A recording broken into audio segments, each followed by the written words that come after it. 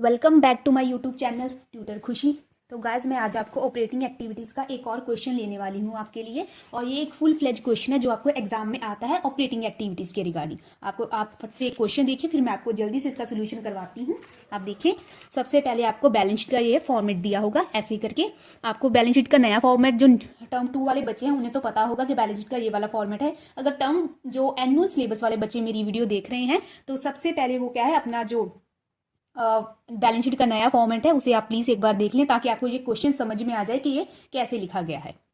ठीक है, सबसे पहले आपको इक्विटीज एंड लाइबिलिटी ए, उसमें आएगा share holders fund.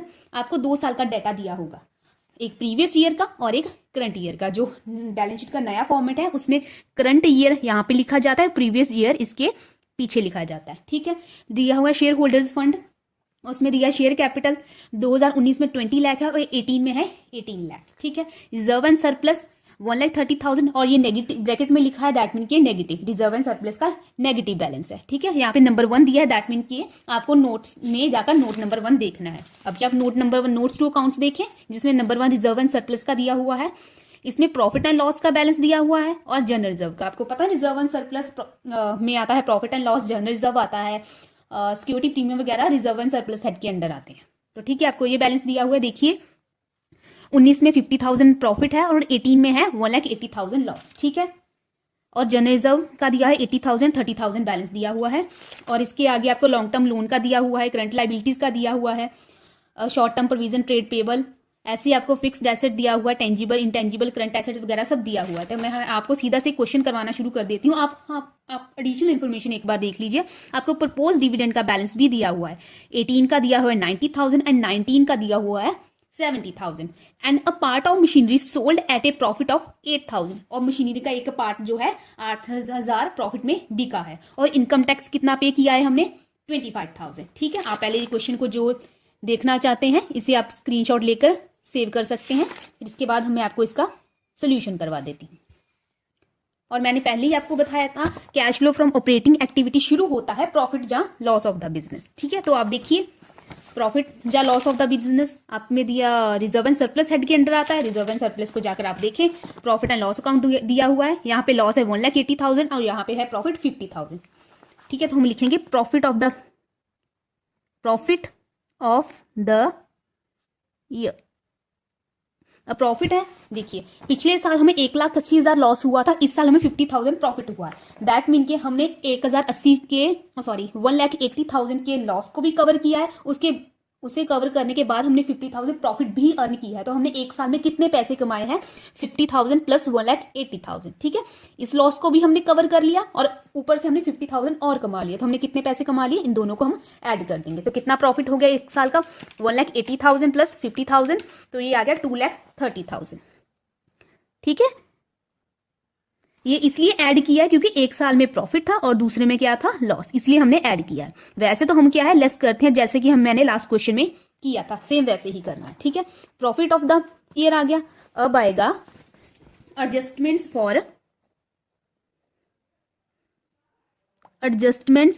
For non operating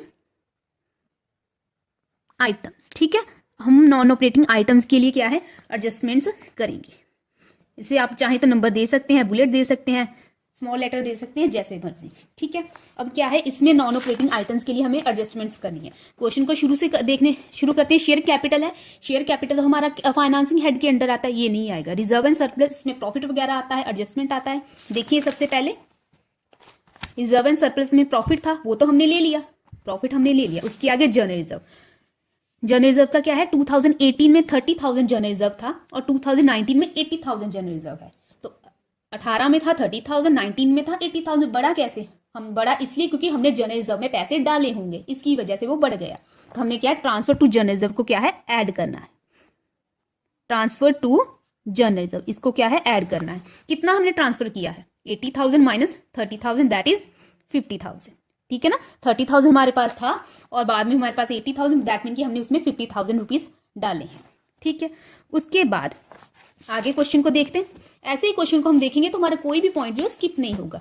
ये वाला हो गया, ये वाला हो गया। उसके बाद है लॉन्ग टर्म लोन नंबर 2, जाकर देख लीजिए लॉन्ग टर्म लोन क्या कहता है।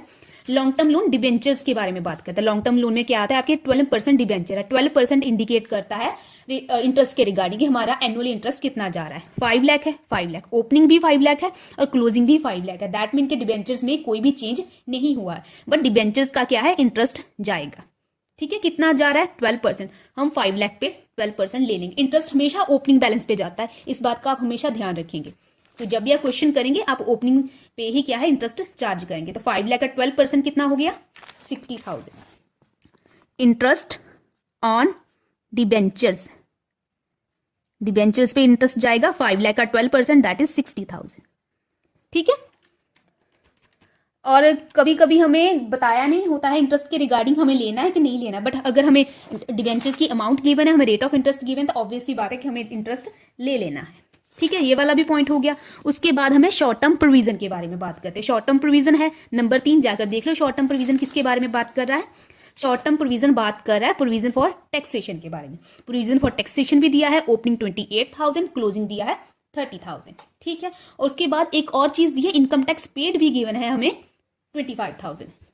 ठीक है, प्रोविजन कितना दिया है, 30,000 एंड 28,000, और हमें इनकम टैक्स पेड भी कितना गिवन है, 25,000। हमें क्या है, इसका अकाउंट बनाना पड़ेगा। ठीक है, अब ये अकाउंट कैसे बनाएंगे, यहाँ पे हमें एक छोटा सा अकाउंट बनाना पड़ेगा, प्रोविजन फॉर टैक्सेशन।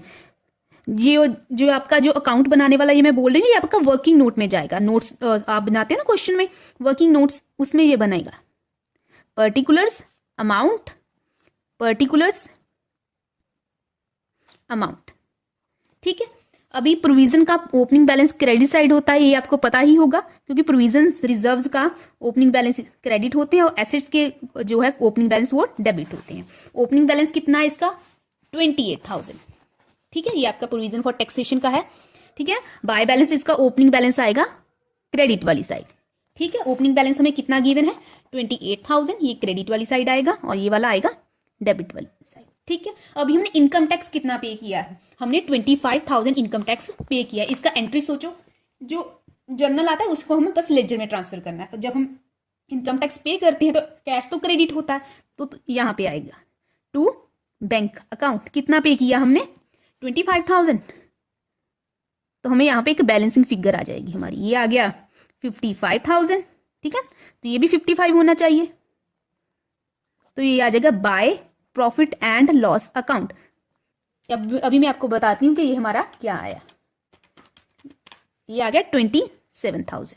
ठीक है, ये आया हमारा प्रोविजन आई है, जो हमने करंट ईयर में प्रोविजन बनाई है। प्रोविजन किसकी, टैक्सेशन की, जो हमने प्रॉफिट एंड लॉस में चार्ज की होगी। जैसे कि मैंने लास्ट क्वेश्चन था, हमें यहाँ पे था या प्रोविजन फॉर टैक्सेशन की अमाउंट मैंने 18,000 ली थी, ये मुझे गिवन थी। इस क्वेश्चन में मुझे अमाउंट गिवन नहीं थी, मैंने अकाउंट बना के प्रोविजन फॉर टैक्सेशन की अमाउंट फाइंड की है। ये मेरी बैलेंसिंग फिगर है। ठीक है, यहाँ पे प्रोविजन फॉर टैक्सेशन हम ऐड करते हैं ना ऑपरेटिंग एक्टिविटी में। यहाँ पे लिखो प्रोविजन फॉर टैक्सेशन कितना है, 27,000, इतना ही आया मेरा।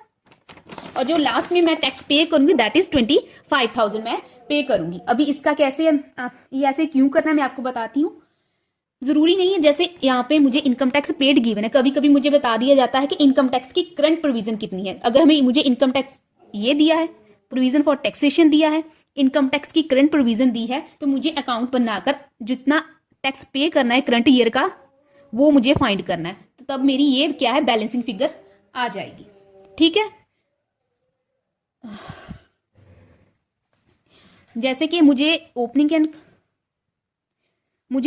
एंड क्लोजिंग बैलेंसेस क्या है, हमेशा ही गिवन होते हैं। इन दोनों में से एक चीज गिवन होती है। अगर एक चीज गिवन होगी ऑब्वियस सी बात है, दूसरी चीज हम बैलेंसिंग फिगर की हेल्प से क्या है फाइंड कर सकते हैं। तो ऐसे क्या है हम क्वेश्चन को सॉल्व करेंगे। ये अकाउंट तभी बनाना है जब हमें प्रोविजन फॉर टैक्सेशन का ओपनिंग एंड क्लोजिंग बैलेंस तो गिवन होगा, साथ में एक एडिशनल इंफॉर्मेशन भी होगी, चाहे वो टैक्स की पेमेंट के रिगार्डिंग होगी या प्रोविजन फॉर इनकम टैक्स के रिगार्डिंग होगी। अगर सपोज ये इंफॉर्मेशन गिवन नहीं है, ये इंफॉर्मेशन है ही नहीं, मान लीजिए क्वेश्चन में, तो मुझे अकाउंट नहीं बनाना, तब मेरी प्रोविजन फॉर टैक्सेशन कितनी आएगी, तब मुझे सीधा सीधा कुछ नहीं करना है। ये वाली मैं टैक्स पेड मानना है मुझे, और ये वाली मुझे प्रोविजन माननी। अगर क्वेश्चन साइलेंट है, इसे मुझे प्रोविजन मानना है और इसे मुझे टैक्स की पेमेंट मानना है। ठीक है, सीधी सीधी सी बात है। अगर एडिशनल इन्फॉर्मेशन नहीं गिवन, अगर एडिशनल इन्फॉर्मेशन गिवन है तो मुझे अकाउंट बना के ही क्वेश्चन को सॉल्व करना पड़ेगा। लग गई आपको समझ? तो ये मेरी करंट प्रोविजन मैंने यहां से फाइंड कर ली। ओपनिंग बैलेंस इस तरफ, क्लोजिंग बैलेंस इस तरफ, मुझे इनकम टैक्स कितना पे किया है वो गिवन है, वो मैंने अकाउंट में ट्रांसफर कर लिया। जो मेरी बैलेंसिंग फिगर आई है वो मेरी करंट की प्रोविजन आई है।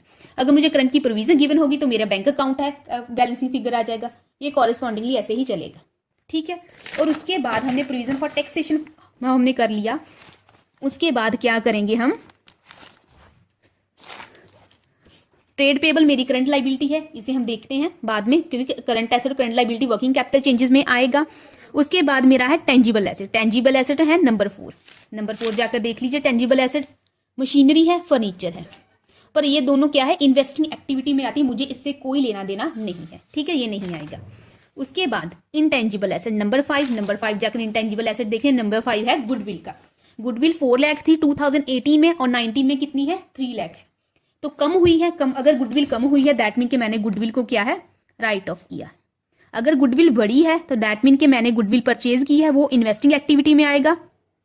अगर गुडविल कम हुई है दैट मीन कि मैंने राइट ऑफ किया। अगर सेल की होगी, दैट गुडविल तो सेल तब होती है जब बिजनेस ही सेल कर दिया है, तो बिजनेस हमने सेल नहीं किया है, गुडविल राइट ऑफ की वजह से कम हुई है, ठीक है। गुडविल राइट ऑफ का 1 लाख ऐड कर दिया है। उसके बाद हमारे पास आती है इन्वेंट्री, ये भी करंट वर्किंग कैपिटल चेंजेस में आएगा। ट्रेड रिसीवेबल ये भी वर्किंग कैपिटल चेंजेस में आएगा। करंट एसेट भी आएगा। कैश एंड कैश इक्विवेलेंट की एडजस्टमेंट अभी नहीं है, ये मैं बताऊंगी अभी कैसे करनी है, क्वेश्चन के एंड में होगी। अभी क्वेश्चन में ऐसा कोई चीज नहीं है इधर की तरफ से कि जो करने वाला बाकी है। अभी बारी आती है एडिशनल इन्फॉर्मेशन की।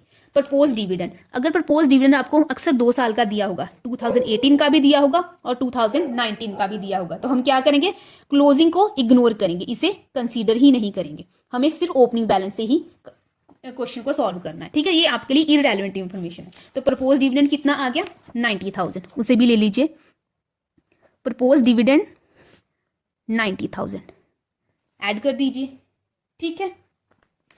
उसके बाद क्या है, ए पार्ट ऑफ मशीनरी, मैंने मशीनरी का एक पार्ट सेल किया है 8,000 प्रॉफिट में, तो profit on sale of fixed asset को क्या है, हम लेस करेंगे।